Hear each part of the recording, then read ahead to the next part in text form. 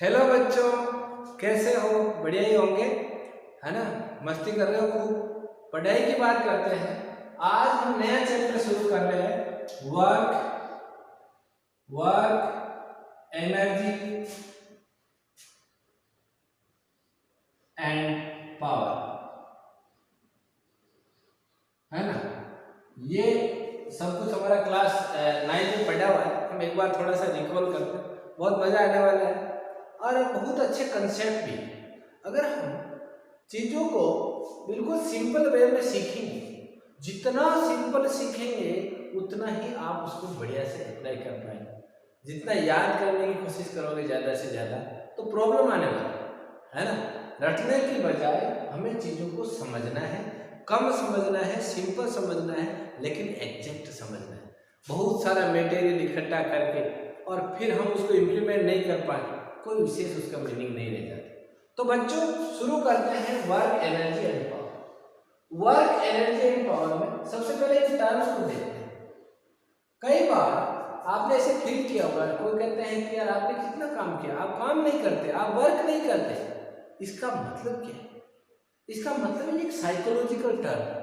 आप वर्क नहीं करते, आपने काम नहीं किया होगा, कल आपने काम थोड़ा किया, आज ज्यादा किया। ये सब साइकोलॉजिकल टर्म्स है।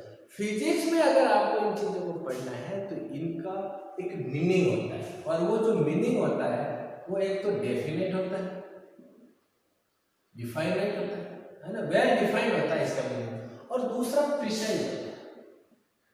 देखो ये दो जो वर्ड मैंने काम में लिए हैं, प्रिसाइज का मतलब एग्जैक्ट होता है। ऐसा नहीं जितना आज मैं आपको कोई चीज बताऊं कि मैंने इसको लिखने में जितना वर्क किया, दूसरा भी अगर इसी सेम साइज का लेटर और ये सेम साइज के पेन से और सेम सब कुछ इस हिसाब से इक्वल एंड इक्विवेलेंट सर्कमस्टांसेस में इसको लिखेगा, इतना ही जोर आने वाला है और इतना ही काम होने वाला है। It means it is precise.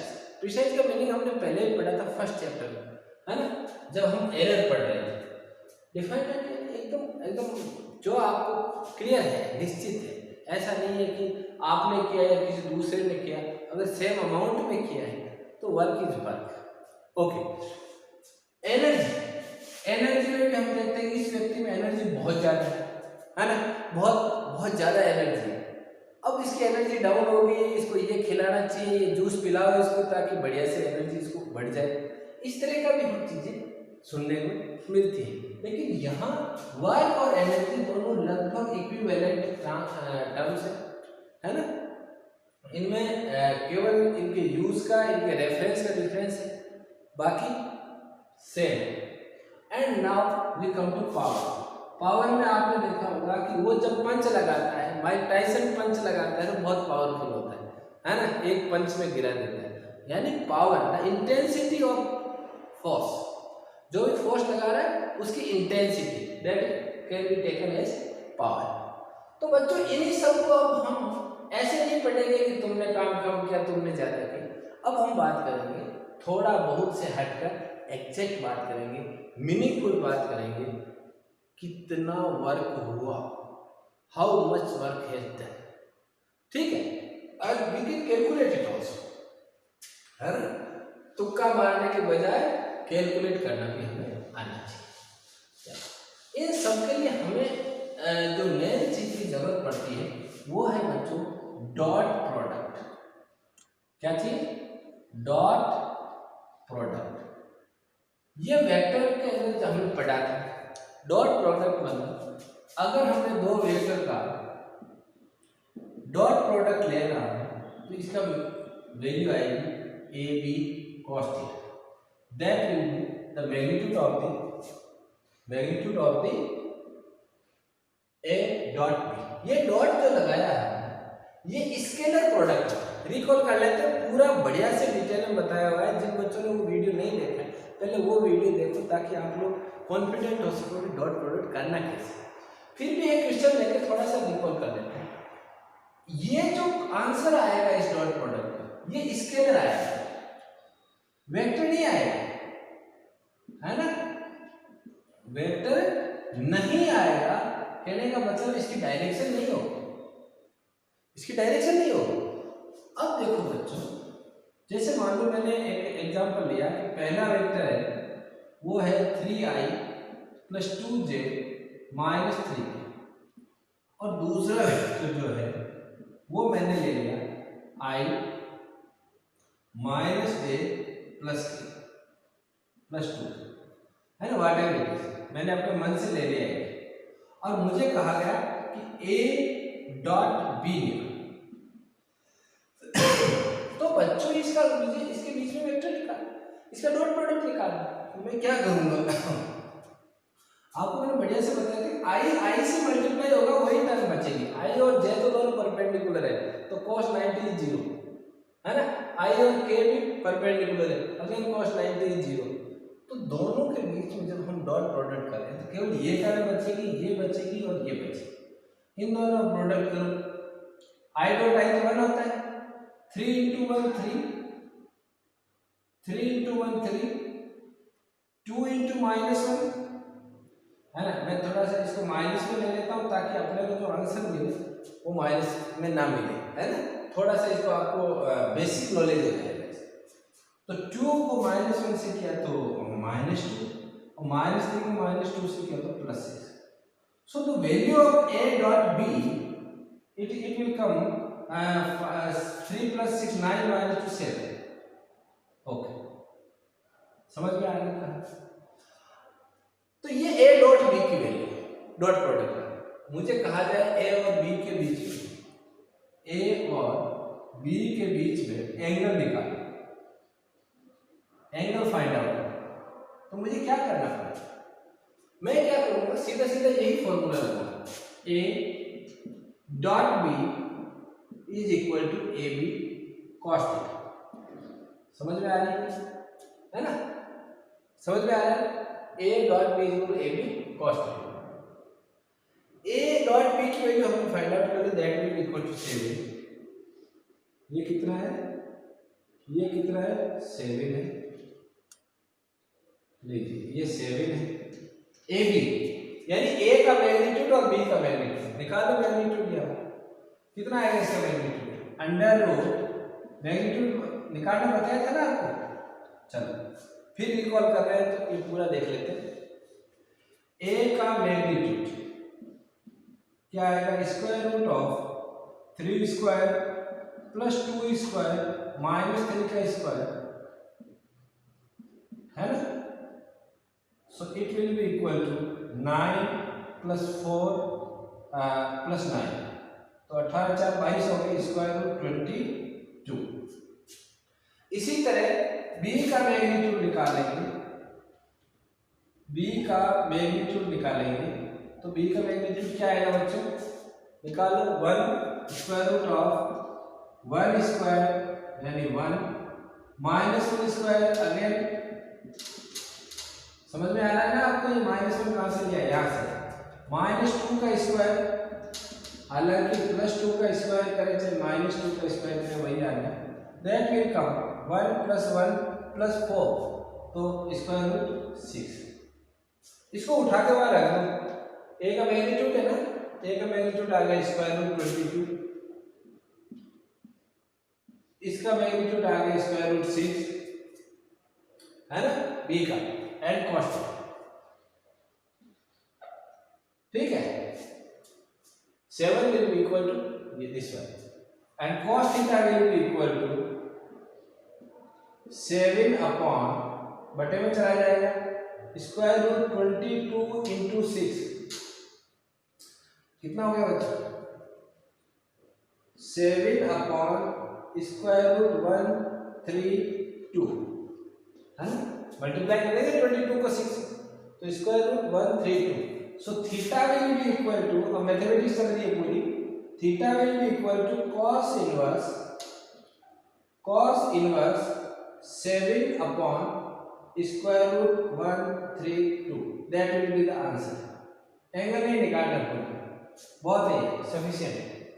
ठीक है, that will be the answer and in this way we can find out the angle between first vector and second vector. तो बहुत आसान है ये सब चीजें। चलो अब हम बात करते हैं आगे। ठीक है, ये मतलब इसके अंदर आपको फिर भी कुछ चाहिए तो आप पीछे जाके वेक्टर्स को पढ़ें। किसी को समझ में कम आ रहा होगा जब डायरेक्ट लर्निंग हुई है इसी वीडियो में, तो आप पीछे जाए पहले मेरे बाकी बचे हुए वीडियोस में। चलो ठीक, बात करने वाले हैं वर्क एनर्जी थ्योरम। बहुत ही आसान चैप्टर है ये, अगर हम इसको सिस्टमेटिक ढंग से पढ़ेंगे तो सभी बच्चों को दिक्कत आती नहीं है, लेकिन जो बच्चे इसको उठा के डायरेक्ट कंसेप्ट पढ़ते हैं उनको जरूर एप्लीकेशन में प्रॉब्लम आती है। अब हम पढ़ने वाले हैं वर्क एनर्जी थ्योरम। ओके ठीक है ना, work energy theorem. Work energy theorem बहुत बढ़िया चीजें लोग बताते हैं। मेरा मानना है कि ये 5-7 लाइन से ज्यादा का चैप्टर नहीं। वर्क एनर्जी थ्योरम में क्या है तो वर्क और एनर्जी के बीच का इंटर रिलेशन आपको एक्सप्रेस किया हुआ है कि इन दोनों का आपस में क्या संबंध है। तो बच्चों इसको सबसे पहले डेरिवेशन करना शुरू करते हैं। मान लीजिए कोई पार्टिकल है और उसको वो मोशन में है, तो उसके लिए जो इक्वेशन लगने वाली है वो थर्ड जो इक्वेशन है उसको लगाना है ना, v square is equal to u square plus 2h। The third equation of, ये क्या है, थर्ड इक्वेशन है किसकी, न्यूटन। ये सबसे आसान तरीका हम अपनाते हैं और इस थर्ड इक्वेशन को लगाते हुए हम दोनों के बीच में एस्टेब्लिश करेंगे रिलेशनशिप। चलो अब देखो बच्चों, मैं इसको हाफ इंटू एम से मल्टीप्लाई कर देता हूं। पूरी इक्वेशन में क्या कर रहा हूं, मैं क्या कर रहा हूं, multiply the equation by half into M. ठीक है, इसको मैंने मल्टीप्लाई किया तो क्या आएगा, half into M V square, half into M V U square plus half into M into 2as। ठीक है, तीनों टर्म को मैंने पूरा मल्टीप्लाई किया, हम कर भी सकते हैं। अच्छा अब देखो इसको इधर में ट्रांसपोज करना, तो क्या आने वाला है, half M V square minus half M U square, और यहां 2 से 2 कैंसिल हो गया तो आएगा M A S. S for displacement है ना, जितना होगा। अब जब हम काइनेटिक एनर्जी की डेफिनेशन पढ़ते हैं, आपको कहा जाए कि काइनेटिक एनर्जी क्या होती है, काइनेटिक एनर्जी होती क्या है, तो हम एक सिंपल सी बात पढ़ते हैं कि उसके जो उस समय वेलोसिटी है उसके स्क्वायर को आप उसके मास से मल्टीप्लाई करते हुए हाफ कर दो, यानी half M V square is called kinetic energy of a particle, है ना। तो यहाँ पर काइनेटिक एनर्जी ये होगी फाइनल, काइनेटिक एनर्जी होगी फाइनल माइनस काइनेटिक एनर्जी होगी इनिशियल, शुरुआत में कितनी थी, स्टार्टिंग में कितनी थी, क्योंकि वेलोसिटी कौन सी ले रहे हैं, इनिशियल वेलोसिटी ले रहे हैं U. M A, what is M A, आपने जो सेकंड लॉ पढ़ा था न्यूटन का, तो उसमें क्या कहते हैं, जो फोर्स है वो एम ए के इक्वल है, पढ़ा ही नहीं पढ़ा, तो इसकी जगह मैं फोर्स रख दूं, एफ रख देता हूं into S for displacement. So this quantity F cross F S यानी एफ इंटू एस, इसको मैं क्या कहूंगा, दैट इज वर्क डन, है ना, force into displacement. So work is defined as, ये क्या है, फाइनल माइनस इनिशियल का मतलब, फाइनल माइनस इनिशियल का मतलब हुआ change in kinetic energy, change in kinetic energy, यानी work done will be equal to del K, और ये आपका जो रिलेशन है यही वर्क एनर्जी थ्योरम के रूप में लिखा जाता है। क्या लिखते हैं, ये लिखते हैं in a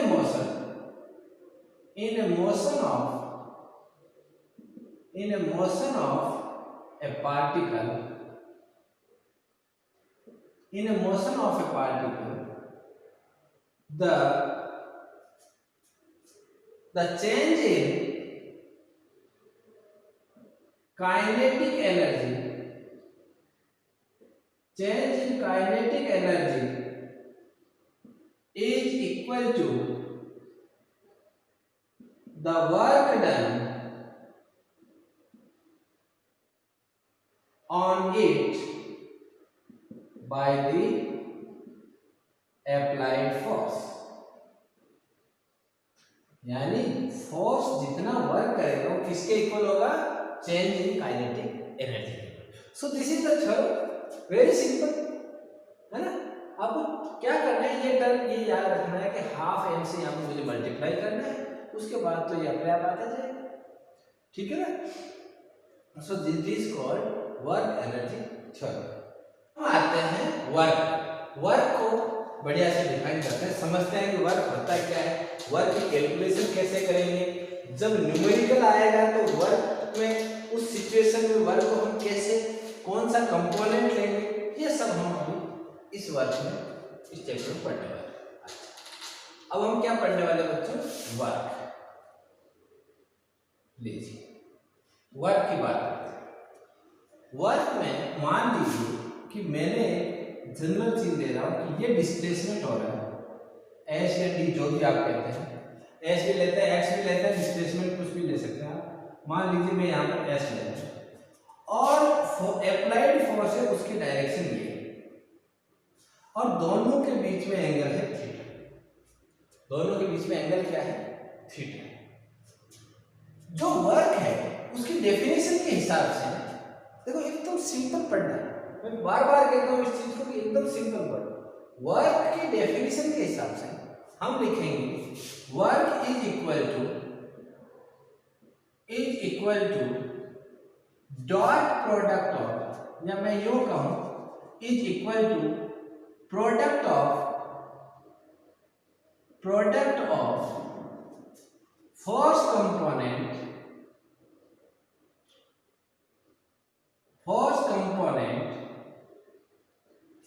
in the direction of,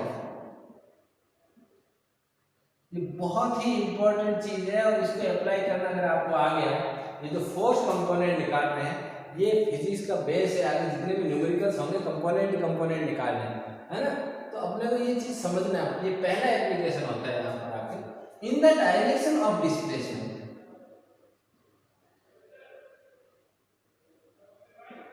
and displacement.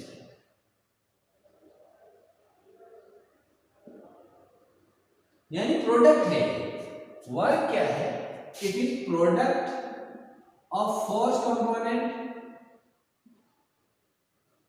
Component का और डिस्प्लेसमेंट, इन दोनों के मल्टीपल को, प्रोडक्ट को हम क्या कहेंगे? वर्क कहेंगे। अब यहां पर मैंने बताया कि एंगल थीटा है, तो आपको मैंने जो रिजोल्यूशन ऑफ वेक्टर्स पढ़ाया था तो एक चीज बताई थी कि इस साइड में जिसके साथ एंगल है वहां पर उसका कंपोनेंट आएगा cos थीटा में।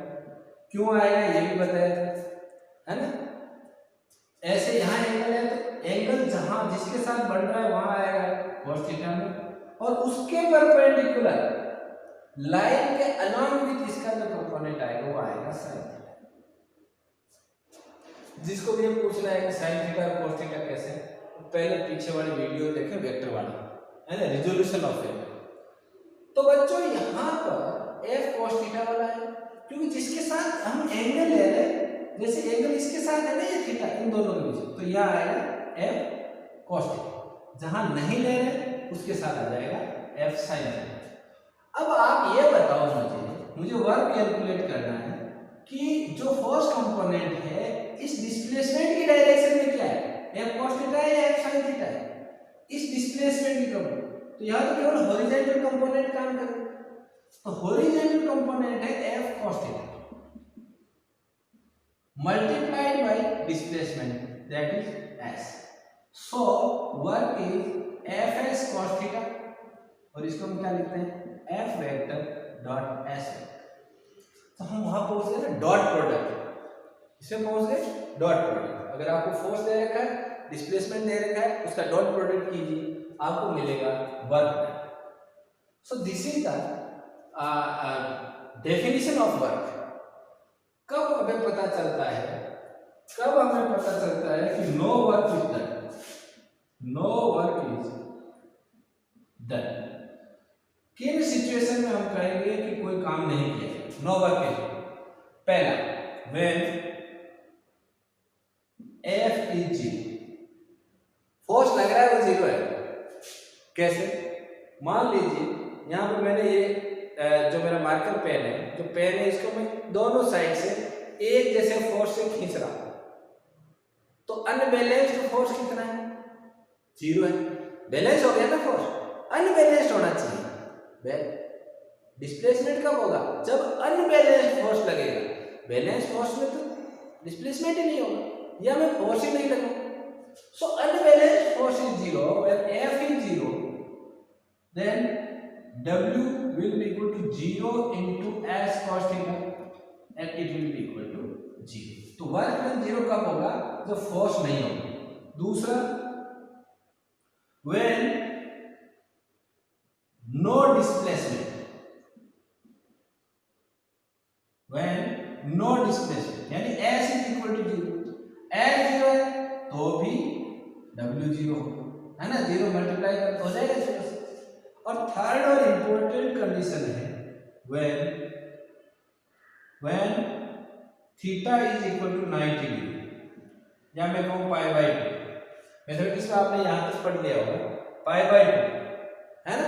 पाई बाई 2 या 90 डिग्री अगर थीटा है तो W क्या होगा? F S cos 90 degree, and what is the value of cos 90 degree? That is equal to 0. So I will write fs into 0, that will be equal to 0.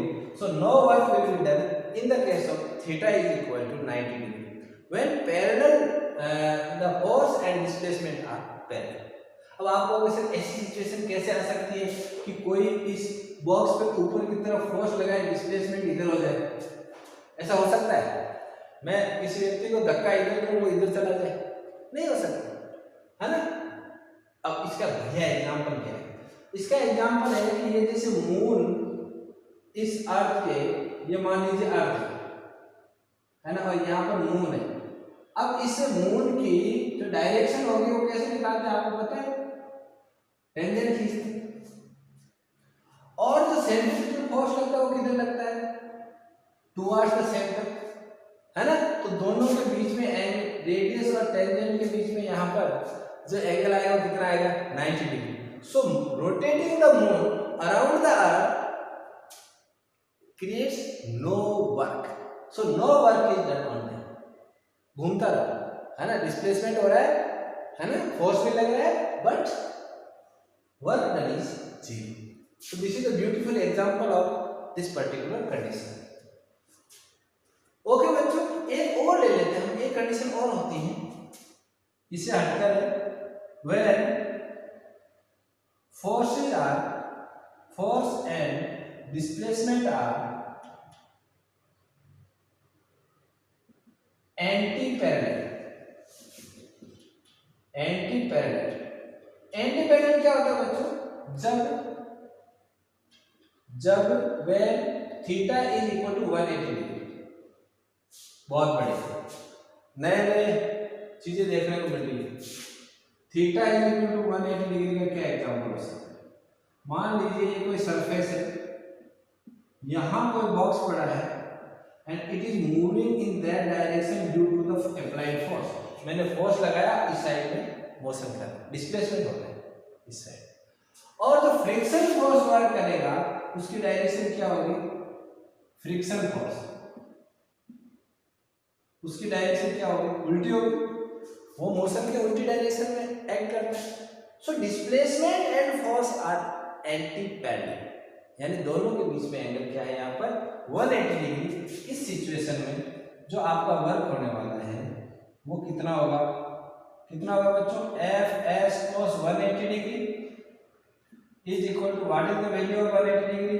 That is minus F S, -1 आएगा। अरे cos 80 degree 180 degree value क्या आएगी? -1 से multiply.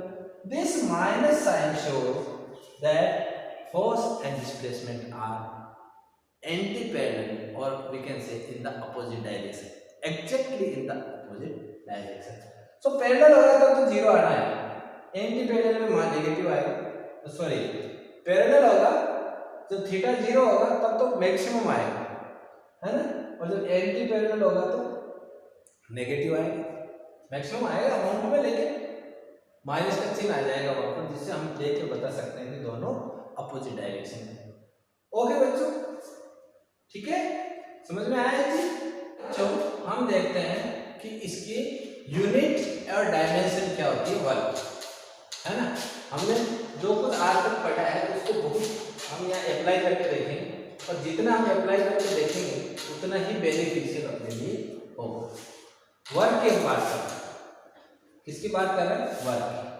और work में हमने simple सा कह दिया फोर्स इनटू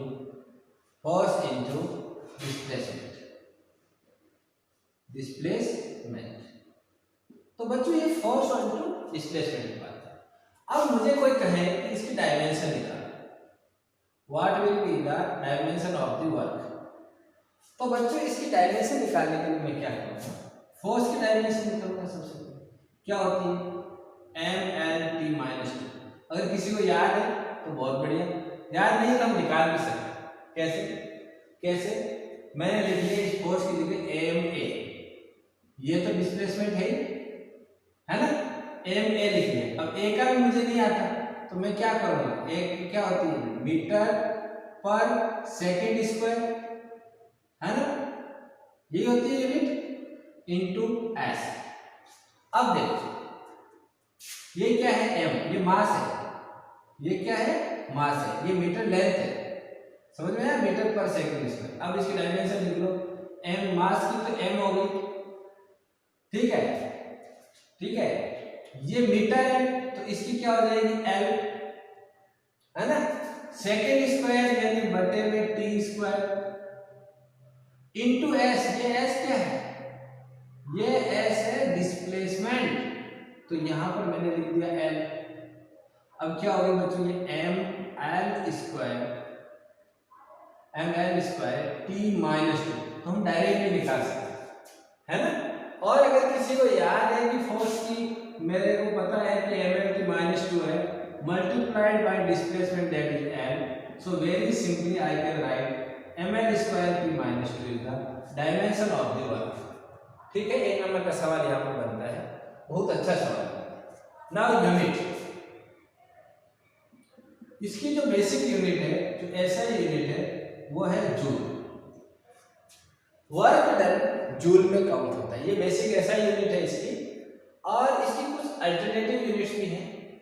अल्टरनेटिव यूनिट्स में हम बात करें तो ERG, and that 1 ERG is equal to 10⁻⁻7 joule, है ना, हम कन्वर्ट कर सकते हैं इससे। और क्या क्या इसकी यूनिट्स हो सकती है, एक हो सकती है कि मैं इलेक्ट्रॉन वोल्ट में लिख दूं, तो इलेक्ट्रॉन वोल्ट में इसका जो इलेक्ट्रॉन का चार्ज है उससे मल्टीप्लाई करना, 1.6 × 10⁻⁻19 जूल, ठीक है। और क्या होता है, और क्या क्या यूनिट्स हो सकती है, एक हो सकती है अपने किलोवाट आवर,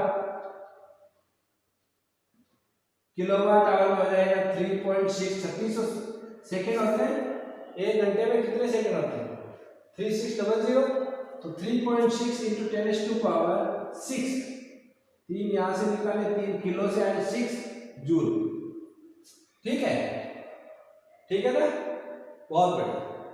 एक और होती है बहुत बढ़िया सी यूनिट, उसको कहते हैं कैलोरी।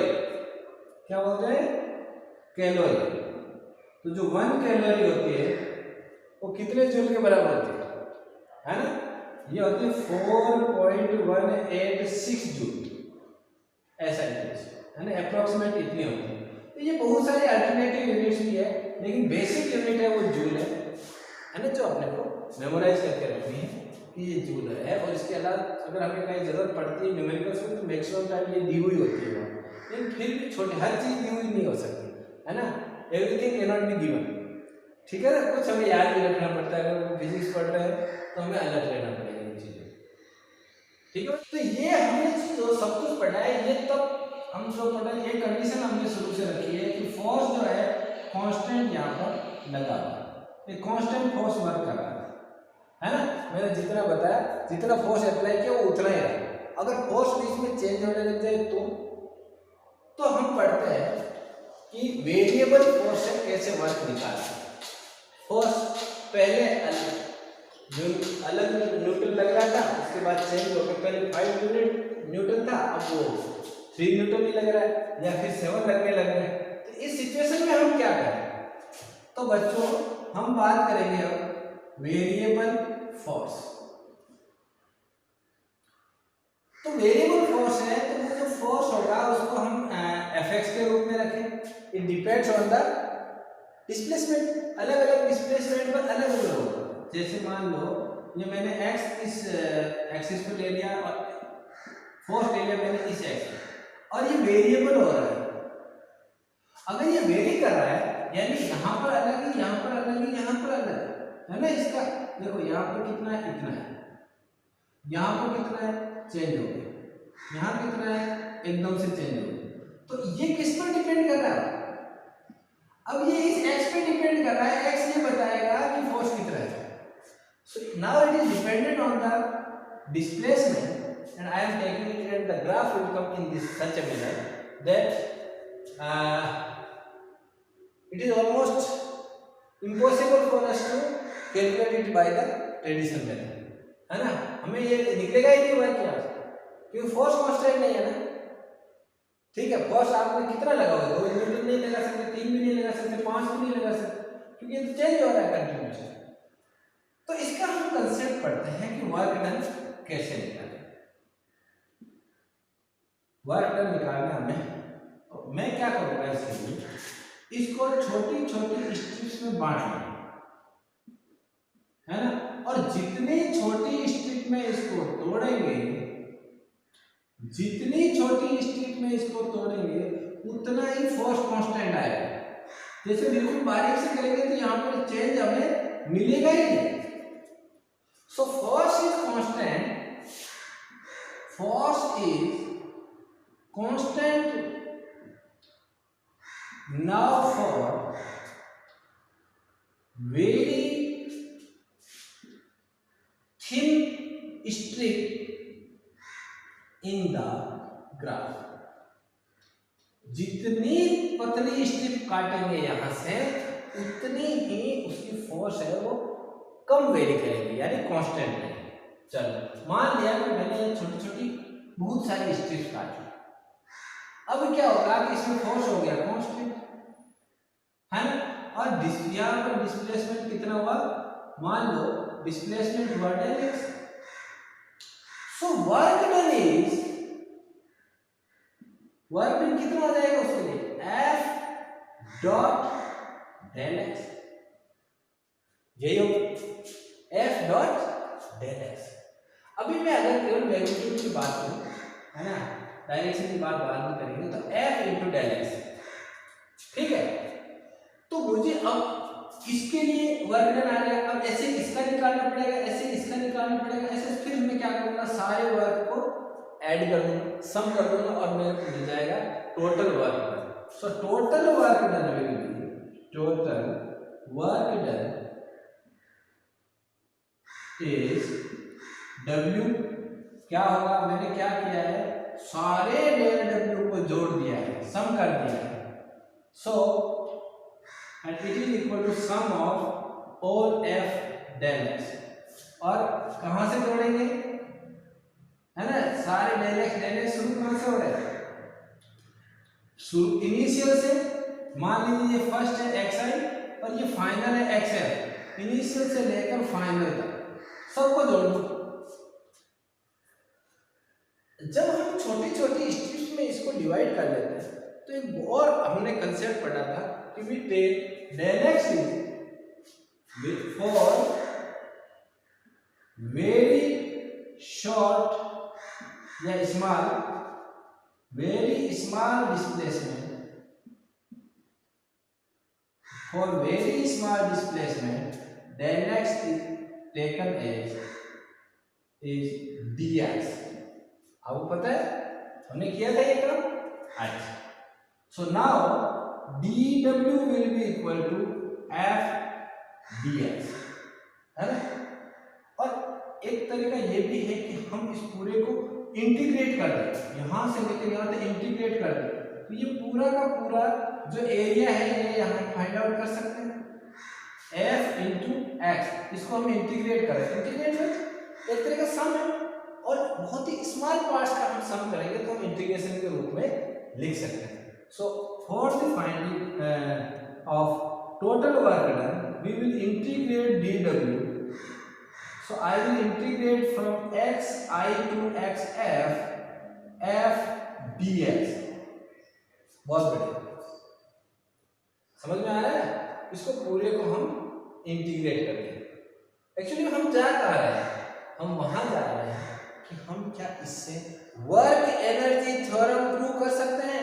क्या यहाँ पर वर्क एनर्जी थ्योरम अप्लाई हो रही है, यही सब कुछ अपने को देखना, ठीक है। चलिए ये यहां तक आ गया।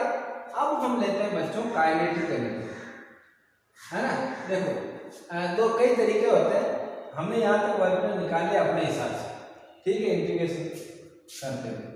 अब हम चेंज इन काइनेटिक एनर्जी को देखें, क्योंकि हमें ओवरऑल आफ्टर ऑल प्रूव क्या करना है कि change in kinetic energy is equal to the work, यही आपको वर्क एनर्जी थ्योरम। तो वर्क हमने निकाल लिया, अब हम बात कर रहे हैं कि change in kinetic energy. So kinetic energy में चेंज हो गया, dk बाई dt हमें निकालना है। k का फॉर्मूला लिख दो सिंपली, k कितनी होती है, हाफ mv², कितनी होती है, हाफ कांस्टेंट है m कांस्टेंट है, दोनों को बाहर निकाल लो, तो dk बाई dt हो जाएगा बच्चों हाफ m, और dv² बाई dt हमें निकालना है।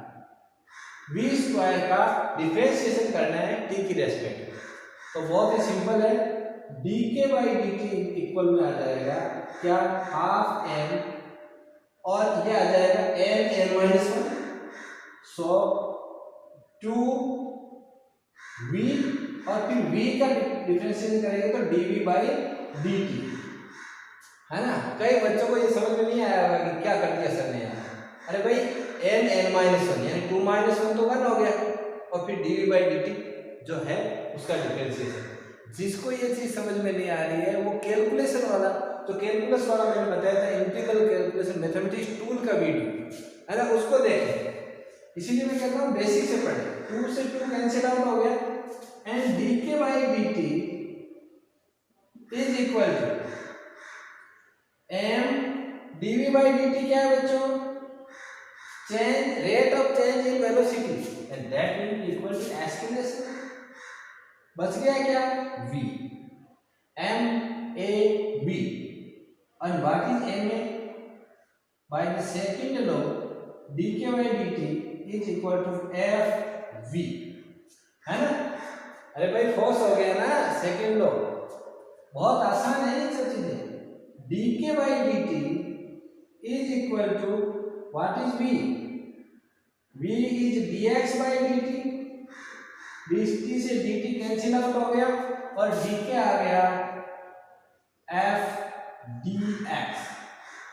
सो हम अगर यहां से change in total energy kinetic energy निकालेंगे, so that will be equal to f dx, and what is f dx, what is f dx, है ना, total work done. So I can say change in kinetic energy is equal to work done. So in this way we can verify the work energy theorem for the variable force. यहाँ पर force very कर रहा है तो मुझे क्या करना पड़ेगा, तो इंटीग्रेशन कर लो, इंटीग्रेशन करके इसके जैसा शो कर दो, अदरवाइज आप डायरेक्ट भी लिख सकते हैं। So this is the verification for variable force. Okay बच्चों, ठीक है। अच्छा, आज काफी कुछ पढ़ा है। अगले जो वीडियो में हम और डिटेल में नेक्स्ट जो जितने भी हैं आप पोटेंशियल एनर्जी के बारे में पढ़ेंगे, है ना। और बहुत अच्छा मीनिंगफुल एक लेसन है ये, इसको हमें बहुत ही बड़े अलर्ट होकर पढ़ना है ना। और हम मिलते हैं नेक्स्ट वीडियो में। तब तक कंटिन्यू स्टडी।